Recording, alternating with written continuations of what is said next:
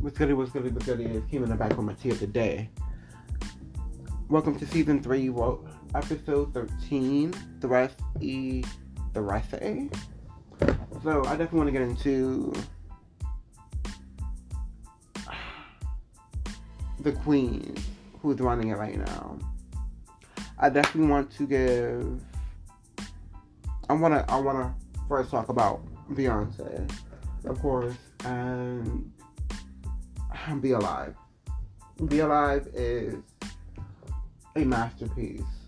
Her vocals, her layered vocals, just her deliverance on the track is just wow. I love how much she's grown as a vocalist. Like, she's always been a vocalist. She's always shown us her vocals. But throughout the years, her vocals have just been on another motherfucking level. And just the way that she just practiced her fucking craft. Like, literally. She practices her fucking craft like it is everything. And her ear is so masterful. It's just like, damn, like, you're doing it. You're doing the fucking thing. And I just want to thank you for blessing us with this song, Be Alive. And it felt so good to listen to it. Here's a sample.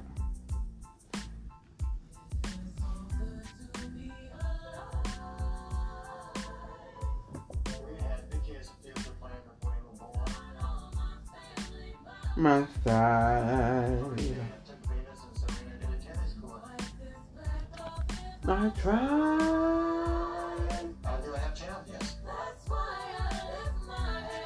Pride. Venus and Serena gonna shake up this world.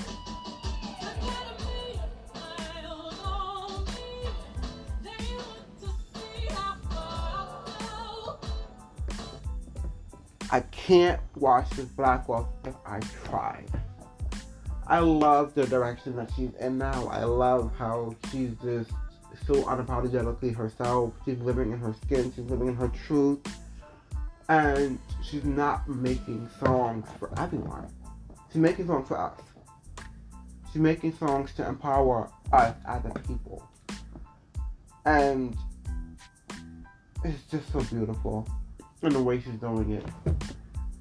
You felt every inch of her soul in the song. And if you didn't, and there's something wrong with your ear, you need to get that checked out, because it just really is so beautiful to see. Amazing. Now let's get into the princess of the industry right now, and Miss Chloe Bailey. So she came out with 2 performances after receiving her at the VMAs. She did the performance with Jimmy Fallon, where she gave us the orchestra version of Have Mercy. And she gave us production beats. She brought out her Pro Tools to show you I produce. Like I said, I produce. I'm showing you I fucking produce. Like, it's not a game. I do it all. And for y'all to hate on her because she's so fucking talented, and y'all don't know what to do with this amount of talent that she's giving us at a time that she's always given us. She's always produced. She's always been there. She's always been a vocalist. She's always been a performer. But y'all wasn't trying to pay attention when Chloe and Halle was out. Y'all was not trying to pay attention to that dynamic. And that dynamic is everything. That dynamic, those vocals together is literally out of this world. Biased, not biased, I don't know. But the vocals together, those harmonies together, are so fucking sickening. But when she showed y'all on a pop song, on a hip-hop infused dancing song, I'm still going to be a vocalist. I still have vocals. I'm still going to show the girls I can fucking blow my ass the fuck off. You have to live. You have to give her her tens when tens is due. But baby, Miss AMA's performance was budget galore. She was so fucking confident on this fucking stage. She commanded the stage. The VMAs as well. But she learned the few things that she could have done better at the VMAs on this AMA stage. And she blows the bar. She completely annihilated the bar. So she came down the sky on like a little bench seat in an all-white leotard jumpsuit type thing. Body snatch. Red dreads. Killed it. But when she landed and they handed her mic, it was go time, it was on. And she didn't lose, like she lost herself, but she didn't lose herself. She gave everything on that stage. Dancing was top notch. Those breakdowns, those different break dances that they did, they incorporated a little tap dance. They incorporated a little stepping into the performance. Vocals was on, mic was on. Best performance of the night, hands down. I cannot wait to see what she gives next. I can't wait. Nicki Minaj on the Real Housewives of Potomac. She gave what she needed to give. I didn't watch the whole thing, but I watched snippets of it.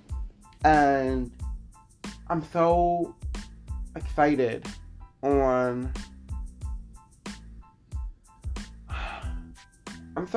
of the direction that she's going in. She's not going into like television, but she's going into television. From Queen Radio, she needs to. She needs to be a personality once she retires from hip hop. And when she decides that this is it, I'm over it. I'm tired of people trying me. I'm tired of people trying to continue to make me as the bad guy. Because she's tired. And she has every right to be tired. And yeah, I don't want her to leave hip hop. I don't want her to leave music at all.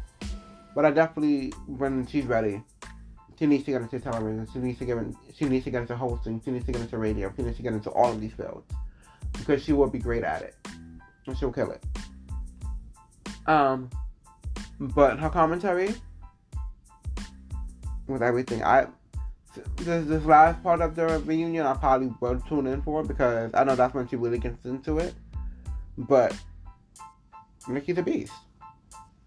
And congratulations to Cardi and Halle Berry putting out this all-female hip-hop soundtrack album.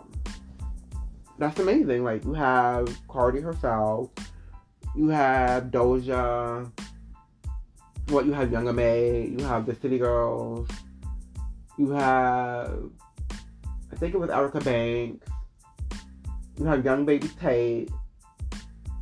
So you got a lot of these girls on this album, which is great. I wish I could have seen them on a song together, not just an album, because it still sounds like it's so separate, if you know what I mean.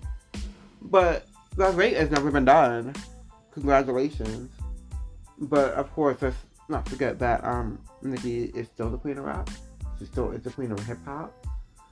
I know that there was circulation of Halle saying otherwise, and that's good that that's what she feels.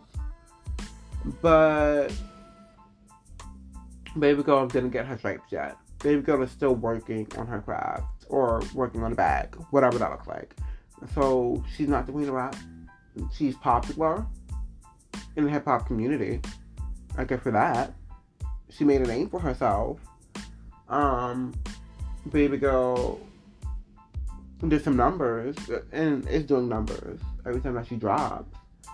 But she didn't do enough to become or be called a queen. No. Next order of business, Mariah Carey. If y'all have not heard this song yet, with her, Khaled, and Kirk Franklin, Fall in Love at Christmas. When I say like this is the new bop, this is the new Christmas bop, this is just the new love bop. Like, this shit is so fucking magical. Her vocals on there are heaven sent. Literally. And then when the choir comes in, when she sings with the fucking choir, Hammy Gaston. Like, I'm not a Mariah Carey fan, but I'm obsessed with the song. This song goes bananas. And it was just a link up for me. Like, this whole link up between the three was just everything.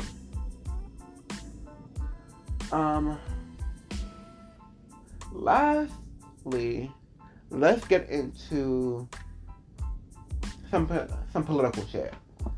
So, this dude, who's gonna remain nameless at this point,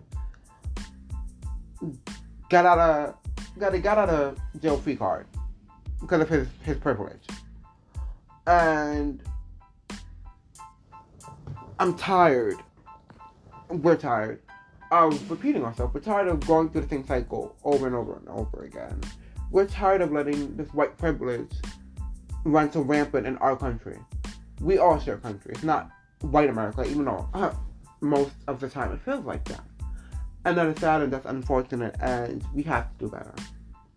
The justice system has to do better. For you to charge a black man who is younger for the same equivalent crime, and they get life. They get 30 years. They get life in prison. They get executed. They get the fucking death penalty. They get to share. But you get nothing. Not acquitted for anything. For all counts, for the same fucking thing, you get not acquitted. So y'all just like killing us? We're really that threatening for you to continue to kill us, to continue to ostracize us from our house, take us away from our kids, take us away from the community. So, is this really our America? Because it's confusing. It's baffling at this point. Because make it make sense. And the president that we elected, because we did not want to elect the other one, decided to speak out on behalf of white America. And basically being okay with the justice system's decision. Because the justice system is clearly working. Working for who? Is my question. Who is it working for and how is it working? Because we're tired of seeing the rest in peace. We're tired of seeing the police brutality in our communities. We're tired of not trusting the cops. We're tired of not trusting the system. The system was built for us, but it wasn't built by us. That's the problem. We need to start having more a diverse committee. We need to start having more of us in those seats, helping to make these decisions. So we can really be equal. So we can really be in the running for this playing field.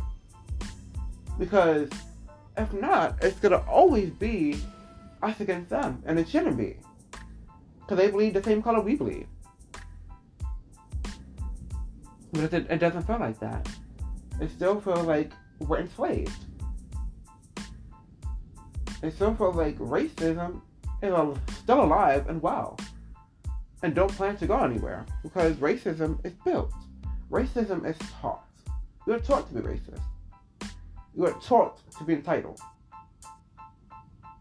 It's something you was born into, but it's something you was taught. 100%. I've seen this video of this black teacher, and this white girl decided to go in the middle of the classroom to the teacher's desk and pick up the phone and make a phone call. Like that was okay. Like that shit was okay. And then when the teacher tried to take the phone, she swatted her hand. Like, how dare you bother me while I'm making this important phone call? How dare you do your job and bother me? How dare you act this Karen, little Karen, baby Karen. This little girl who was clearly raised in a racist environment. She was taught to be racist. She was taught to feel like she was more than. And we were less than. She was taught to not have respect for her elders. She was taught to not have respect for people who do not look like her. And in this world, that's a whole problem. And in life, that's a problem. Because now you're setting her up to feel like she is more than she is. And when we get to that part, in that point, where do we go from here? How can we fix this? Because you're not more than we are, sweetheart. We are the same people. We are fighting for the same cause, so we thought. But, and I can't blame it for all of them, because some of them are just confused or in disbelief of their white privilege. I love the white woke community, because they know their privilege and they want to fight against that oppression. They want to fight against that privilege so that we can be equal. It's not a large community of woke white people, but it is a community, and I'm so happy that they are there. And then it's the regular community who are in disbelief of their privilege. They're in disbelief that they will pull us over way quicker than I pull you over. You can have a whole dead person in your car that you kill. You can have a whole pound and a whole drug factory in your basement and will not check on you at all. But they will come and check on us just because we're driving a expensive car. That doesn't mean that we got it illegally. That doesn't mean that we hustled for this car. We paid for this car. It's our car. But we're getting stopped. Why? Because they call it rough skin. We're being forced out of our car. Even if we are paraplegic. They don't care. But if it was a white guy or white individual who was paraplegic, you wouldn't be asked out your car. And if you was for any reason, they will help you out with dignity and respect. But with us, we're getting dragged out and not given a fuck about. We're getting knees to our chest. We are getting guns to our head. It's attack first, ask questions later.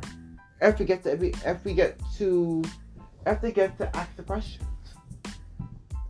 And shoot first. Because we're scared.